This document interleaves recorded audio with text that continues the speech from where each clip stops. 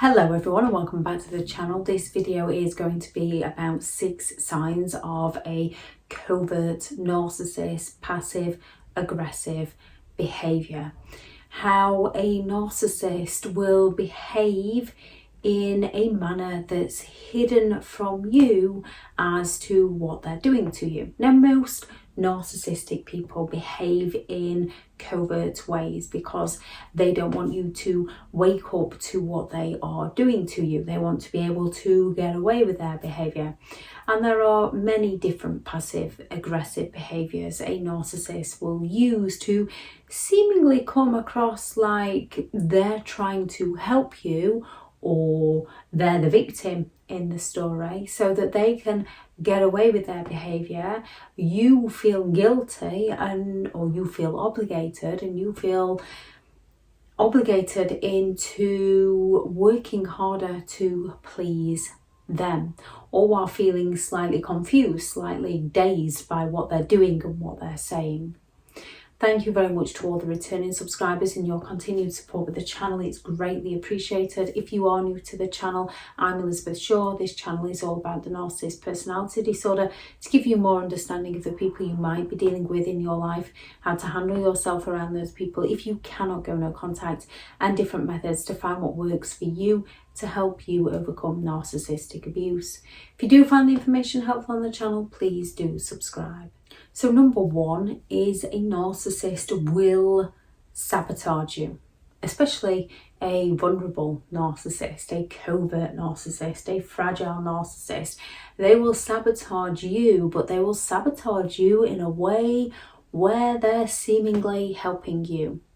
So if you've got an important meeting to get to, if you need to get your children to school, if you need to use your car to get somewhere by a specific time, your keys are going to have suddenly gone missing.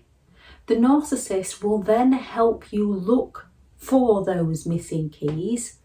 The narcissist will then be the one to find those missing keys, possibly in a pet place that you would leave them, but they'll just fallen down the side somewhere or being covered up by something else. And even though you're sure you've looked there 20 times and could not find them, the narcissist managed to find them in that very spot. And they will expect you to be eternally grateful for helping you find the thing that they stole from you. Only because you don't know they took them from you in the first place, it's very difficult to prove anything. And because they're the one that's seemingly helping you look for them, it seems like you're the one that has misplaced them. A narcissist will play on the fact that you're the one that's losing your memory rather than the fact that they're the one that's hiding things from you in the first place. A form of gaslighting. Gaslighting isn't only words to psychologically distort your mind. They will move things on you and claim that they haven't moved them, that you're the one that misplaced them, that you're the one that's losing your mind. They don't compliment you. They very, very rarely to never pay you any form of compliment. Some narcissists use flattery in the idealization stage to hook you into the relationship. Some narcissists you'll find will never flatter you. They will never compliment you. Instead, they have those backhanded insults towards you, but not in the known backhanded insult where someone would say, your hair looks better today than it did yesterday. A covert narcissist, a vulnerable narcissist, will have those sly little digs at you. They will chip away at you. They might want you to make their sandwich for work, and instead of them being grateful that you've gone to the effort to do this for them, they will bring that sandwich home and nitpick at it. You didn't put enough cheese on. You put too much cheese on. You put the wrong kind of cheese on. You sliced it too thickly. You sliced it too thinly. You didn't place it near enough to the edge of the crust. You didn't take the crust off. You left the crust on. Whatever works one day will not work the next day. And yes, their behaviour does seem a little bit childish.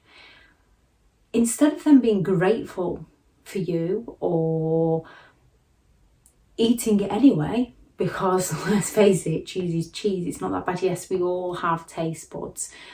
However, a narcissist is doing this on purpose to slowly chip away at you, to slowly devalue you, to get you to question your abilities over a simple thing like making a sandwich. They can do this over many different things. A sandwich is just one example. They might then say to you, don't bother making me any more sandwiches. You go and spend your time getting yourself ready in the morning. It's obvious you've not got the time to make mine right. So you go and do what you need to do. I'll buy myself something. Don't worry about me. And yet later down the line, they will use this against you. They will turn around onto you and say, you don't even make my sandwiches for me anymore like you did in the beginning. And this is part of a narcissist projection, because they hook you in by doing things for you that they don't really want to do for you. They find a way to no longer do these things for you. So you might bring up things that they originally did that they no longer do. And by a narcissist playing this game, they can then twist the story and make out that you're the one that's no longer doing for them what you used to do for them. So you're the one that ends up feeling like your behaviour is in the wrong, like you're the one being narcissistic. And there's no winning with a narcissist, because they've set the game on you. So you can make that sandwich however they would like it, and it will still be wrong. They are looking for something to nitpick at so that they can use it against you further down the line, which is when they offer that advice, or should I say criticism, that's disguised as advice to get you to question yourself, to get you to doubt yourself. They will say things such as, I don't want to sound insensitive, but you. So you're already wondering whether you're being too sensitive. As your reaction, you are feeling sensitive to the words they are saying to you. But because they're saying they don't want to seem insensitive, you believe that you're the one that's being too sensitive. So they don't compliment you, they insult you. A narcissist will also use that wishful thinking. A narcissist will future fake with you. They will promise you something in the future to get their needs met in the present, and they will fail to deliver on that promise. And when you call them out on the fact that they fail to deliver on that promise, they will say things like, I wish you'd just give me a little bit more time.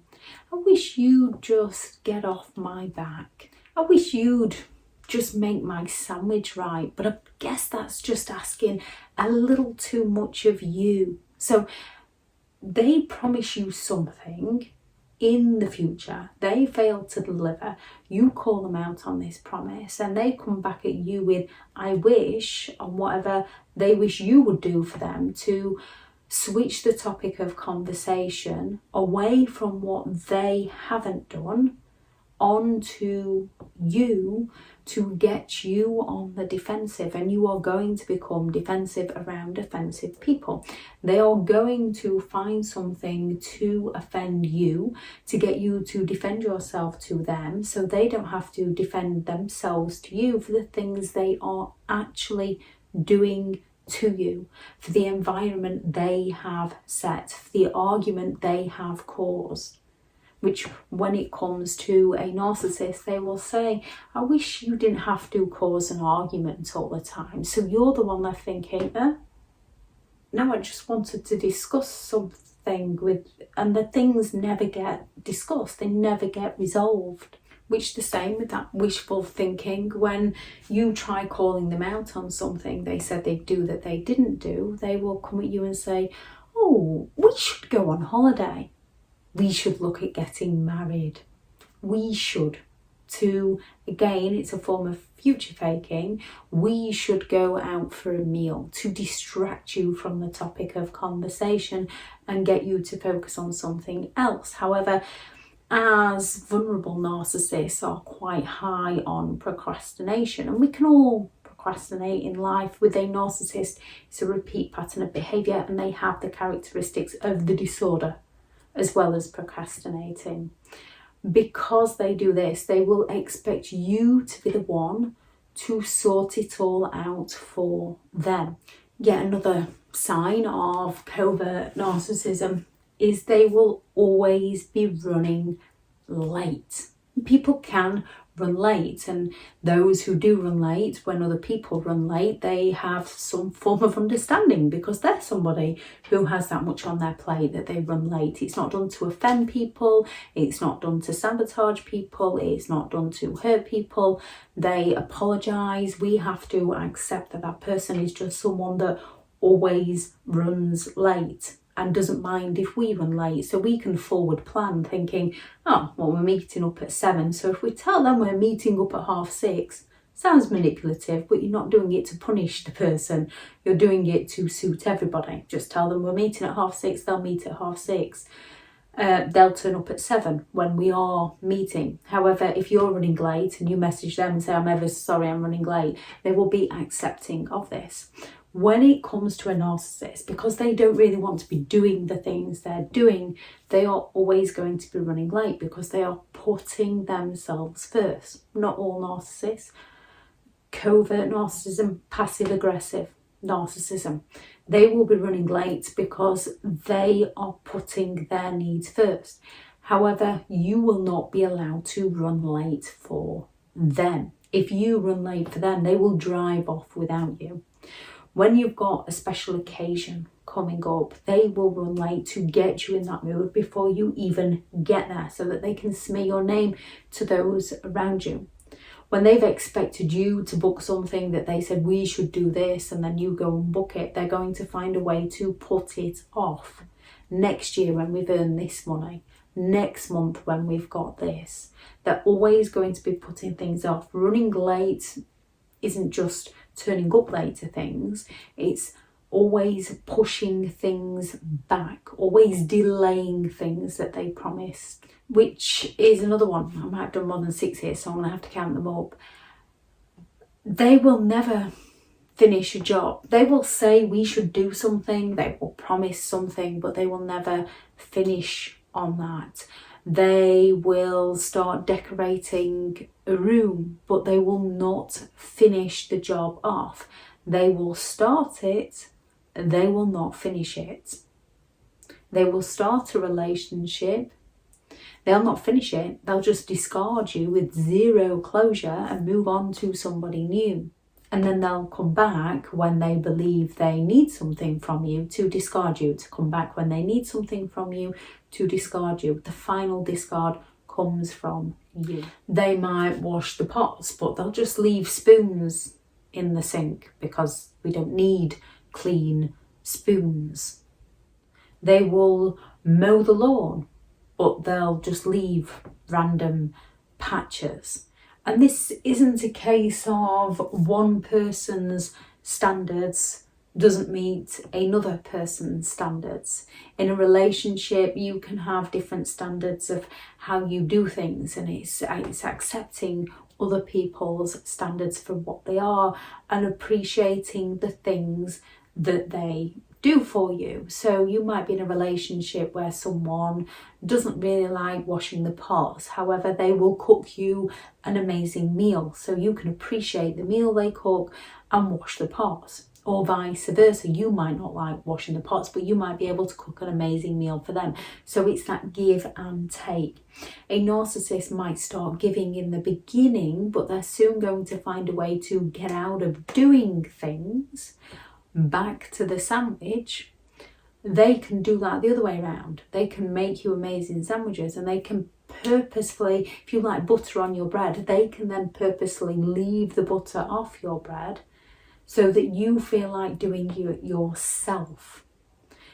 Narcissistic behaviour is always twisted to their advantage, and it can always be something that you perhaps might feel.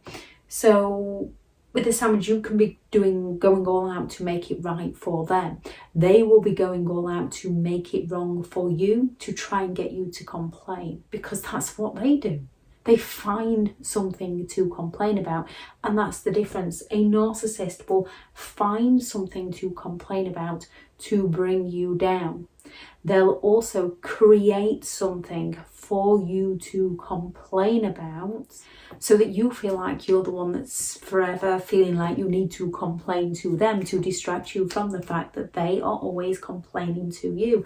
The difference being, you will then most likely be the one that just gives up and does it yourself for ease of life.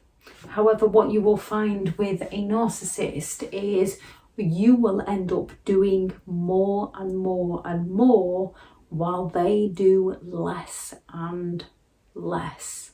There's no give and take. They're not appreciative of you, and they drive you into no longer feeling appreciative of them, so that they can blame you for the one causing the problems in the relationship, to distract you from the fact that they are purposefully setting the environment to cause problems within the relationship.